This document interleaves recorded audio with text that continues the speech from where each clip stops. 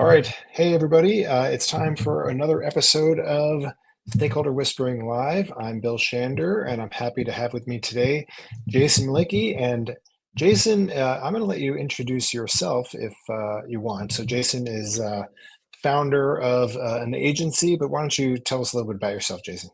Yeah, thanks, Bill. Yeah, it's good to be here. So I own Rattleback. Rattleback is a B2B marketing agency that works with professional services firms to help bring out their people's best thinking and turn it into high quality content.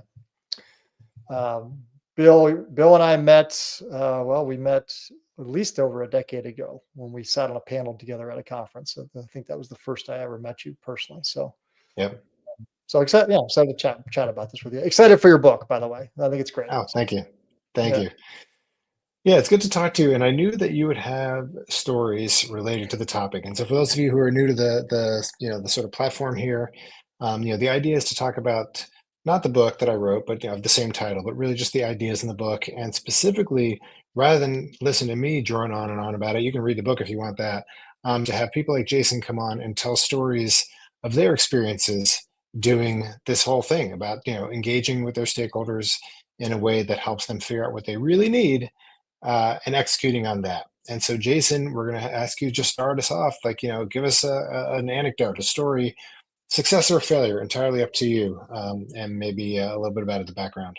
Yeah, no, so, all right, so I own the agency, right? And so as the owner of the agency, I'm also sort of the lead entry point for a lot of clients, right? So I have a sales responsibility. So I always joke, I sit at the apex of marketing, sales, and delivery, right? So I sit at the tip of all three of those things. So I'm actively involved in marketing the agency.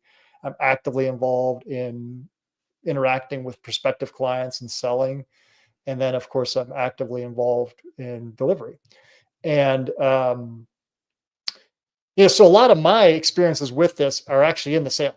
So a lot of it is about what happens during the sale, because that's where a lot of my time is spent working with a new prospective client to think through really how we can help them or what they really need to do.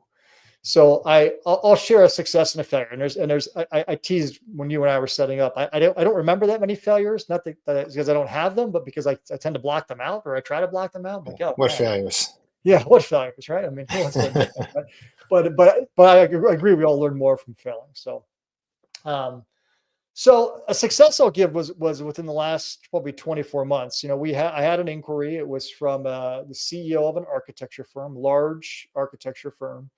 And what he said he said, Jason, I need a speaker to come to my corporate offsite and talk about that leadership. So that's the ask. The ask is very straightforward. I want you to come out, spend a day with us, talk about thought leadership, and leave.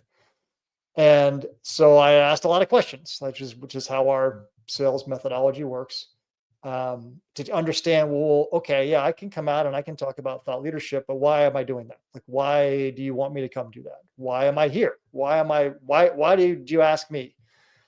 We spent some time with him. We spent some time with the head of comms, the head of marketing, and what we learned was that really he was looking to shift the culture of his firm into the direction of thought leadership to try to get his subject matter experts to be more bought into the idea that they need to go out into the marketplace with a voice, and they need to go out there and talk about their point of view on the issues their clients face. And so we actually turned what was an ask, come talk, into a 6-month training program. So there was a Wow. combination of in-person learning at that offsite, plus remote learning, structured teams, working sessions, and reflections. And it was super successful, right? So it enabled them to establish thought leadership methodologies and processes and build culture. And so we were getting at the need, right? What he really wanted was a bit of a culture shift, but what he thought he needed was somebody to come talk about it. And I didn't, Yeah. and we, in the end, we said, we both agreed, well, that's not going to be sufficient. It's not going to move the needle. Yeah. Maybe a good start, but Yeah. not the full boat. Yeah. Yeah. So that's a success. I can give a failure if you Before you want go to me the to. failure, but yeah, before you do that, so what do you think was the key lesson from that success? So like obviously, the ask comes in. You have this conversation, a bunch of questions. The underlying question is why, essentially. Yeah. And then, a skeptical person would say, well, it sounds like you did a good job upselling him, but you don't see it that way. You see it as you deliver on what they actually need, because a culture shift is way bigger than a single talk. So Yeah. what's the lesson? Like, what's the one thing, if you can summarize it? Yeah, no, 100%. One of the things that I thought about this when you asked me to do this, I said, well, to me, one of the things that I've learned over the years is that in sales, if I'm going to be successful, I had to learn how to sell. Like when I came into this, I entered this business as a practitioner. I mean, I was came out of business school. I was a marketer, a strategist, a researcher. I didn't know how to sell anything. And so I entered this with kind of like very much a retail sales philosophy. The customer's always right, right? And that's sort of like conventional wisdom on business, I guess. But it's actually usually wrong in professional services because usually the client's wrong. They think they know what they need, but they don't they're asking for the wrong thing, and they don't even know they're asking for the wrong thing. So I Mhm. think the lesson learned there for me was something I talk a lot about on the wall is just being present. So like I have this mantra on my wall. I had one of our designers create years ago. It says, "Wherever you are, be all there." So being actively engaged and really trying to listen as hard as I can to get underneath what is he really asking? Like what does he really want to have happen? And then how can I help him get there? And can I even help him get there? Because maybe I can't even do it. Maybe what he really wants is so far out of my wheelhouse that I just need to say, I'm sorry, I can't do that. I need to find you somebody else. You need to talk to Bill or whatever, right? Mhm. Um, and the other key, and you'll see this in the failure, was that I got past him. Everybody wants to get to the CEO and selling, right? I actually came in at the CEO, but I said, let's talk to some other people here because you have an opinion of what you want and need. I want to talk to your head of marketing. I want to talk to your head of communications so I could get a little more perspective about what was really going on. And I obviously earned his trust and got his permission to do that. Yeah. So that was the key, the chance to have conversations with more people to really understand the context of what the ask was. Yeah. That's great. I appreciate that. It's interesting. One of the books that I quote a fair amount in my book, which actually another friend of ours, Bob Boudet, introduced me to, is called The Challenger Sale. Hmm. And the basic idea of the challenger sale is exactly what we're talking about, that, people don't know what they need. And when you're selling specifically, you have to sort of help them. Same idea of what I'm talking about in my book, Yeah. but specifically related to sales. Um, and so, you're in the perfect position for this because, selling, thought leadership marketing to professional services firms, this complicated idea is exactly the scenario where this is really an issue. So you live this day in Yeah. and day out. So tell us about the failure. Let's hear that one. Yeah.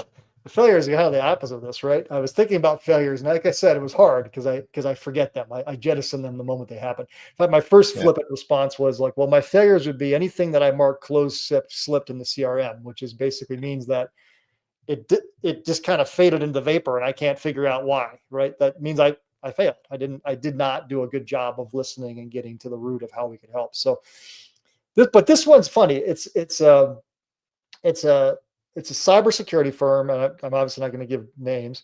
And there was a fractional CMO involved, and he reached out to us and asked us for a proposal around a bunch of things that he wanted and needed. And I did my best to really listen and try to get at, okay, what are the real issues that the business has right now?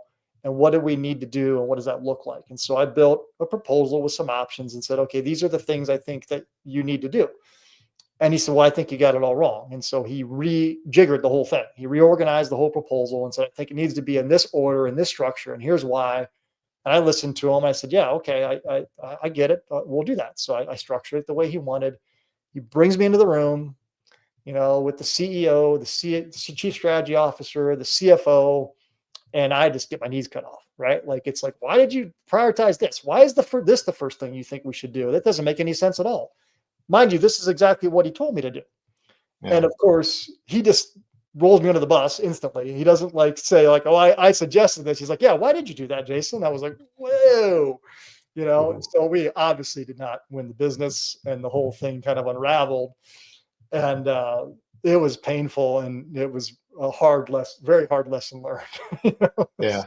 And so what was the lesson? Was the lesson that this person wasn't really whisperable, or was the lesson that, you didn't push hard enough back against him? Like, what do you think the real I issue was? I think the biggest issue is, and you contrast it, the one we talked about, is I didn't try to get to the other people, or if I Mm, if I did, if I don't recall, maybe he said no, and I just kind of let that go aside, and I just trusted him that he had done the whispering internally to know what yeah, was really wanted and needed, and I don't think he did, because his right. sense of what he needed was completely out of step with what everybody else in the senior leadership team thought they needed.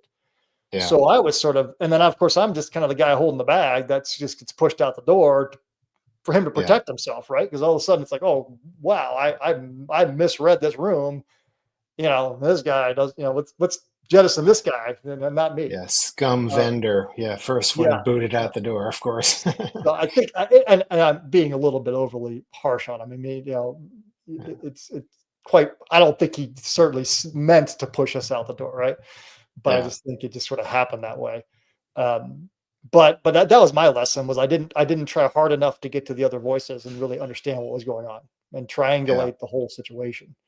So I misread the need, I misread the want, and so I had the wrong solution set. Um, yeah. so Yeah, that's actually the one of the two of the biggest failures I've ever had in my career, which I do talk about in the book. And the lesson for me is, yeah, never whisper by proxy, because you can't. I mean, like, yeah, when you can't get to the other people, the key decision makers, and maybe there are multiple of them, um, it's nearly impossible. And sometimes you can't. Like sometimes you literally won't get to the CEO or the whoever, yeah, and you have to rely on proxies. But boy, you got to be super cautious when you do, because it's really hard to trust that. I like that word proxy. I never thought about it that way, but the proxies, yeah. So that's a good one. Yeah, Yeah. yeah. So, any last words of wisdom and advice for our audience on how to really get to that underlying need? The one thing that I actually do is I actually don't focus on the need. So rather than, like, I think a lot of people put all their time and energy trying to really get underneath the need, and we actually just flip the script and we focus on the wants. And I always say, okay, wait a minute, time out. Before we get into the needs, what do you really want? Like, and we talk bigger picture on a longer time horizon, because I've just found over time that people's wants are more powerful than their needs. And if you can really listen to those and you can solve for those, the needs usually take care of themselves. Like, the needs will Mm, be solved in the attempt to get at the want. And so right. we've really kind of flipped that around and just stopped focusing on the needs and started focusing on the wants. And then since we did that, it's made, you know, in this case, in the context of selling, it's made it a lot easier, Yeah. because people are more open to talk about their wants, believe it or not, um, Yeah. than they are their needs. It's a really interesting way of saying it and thinking about it. I really should have done this whole LinkedIn Live thing like before I wrote the book, because there's a chapter in what you just said. Because I talk about it. It's all about the need. It's all about the underlying need. Yeah, They want something. They ask you for something. It's wrong.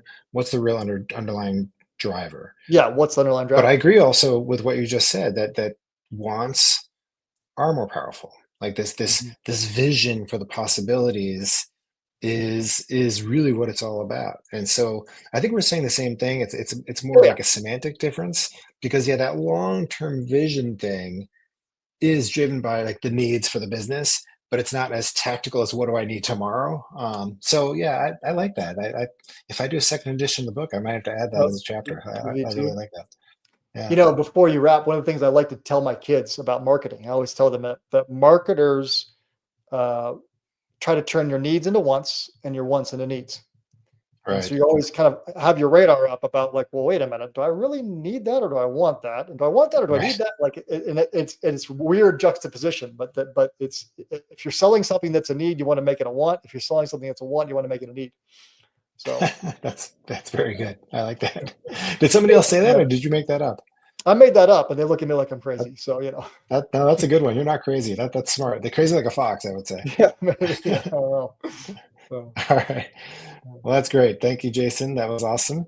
I really appreciate it. yeah, thanks for having me, Bill. It's always good fun to see you. So Absolutely. I'm All at. right. And everybody Yeah, else, we'll see you again hopefully next week. cool. Bye bye.